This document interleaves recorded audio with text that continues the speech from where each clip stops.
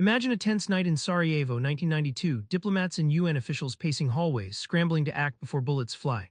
The clock ticks, every failed warning inching closer to all-out war. Kevin Cahill's Preventive Diplomacy challenges this. What if stopping conflict before it explodes is possible, not with tanks or sanctions, but with something far subtler? Stay with me, because the real fight isn't after the first shot, it's before the guns even come out. Stopping war starts where most overlook, early warning and trust. Let's see how deep listening can stop a crisis from raging. In 1992, Sarajevo was a powder keg, with UN's early warning system flickering, signals ignored, warnings dismissed. Diplomat Jan Eliasson describes frantic efforts to detect brewing tensions, but local distrust meant early alerts never triggered decisive action. The result? A brutal siege that could have been softened if those alarms had been heard and acted on. Preventive diplomacy works like a doctor preventing illness, listening for symptoms, diagnosing problems before they escalate.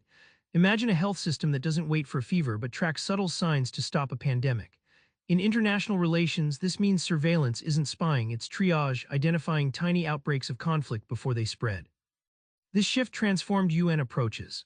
When trust-building replaced cold surveillance in places like Rwanda's pre-1994 tensions, interventions became more timely, saving countless lives. It's that simple: prevention beats cure. War's devastation isn't inevitable, it's often a failure to listen carefully and early. You might think peace talks are all suits and speeches. Wrong. Women have reshaped diplomacy's frontline. Here's why that matters. Rosario Green, former Mexican foreign minister, recounts how women stepping into diplomacy shifts the entire tenor of talks. From Guatemala to El Salvador, women's grassroots networks bridge divides where generals and politicians only built walls. Their ability to connect local stories to high-stakes talks turned impossible agreements into fragile hope. Think of peace talks like a garden. Traditional diplomacy prunes tall trees, mostly male elites, but women cultivate the undergrowth, seeding diverse voices and ideas. Their inclusion creates a richer ecosystem where conflict solutions grow in unexpected, resilient ways. This isn't just idealism. Studies collected by Cahill show peace agreements involving women last 35% longer and see far lower relapse into violence.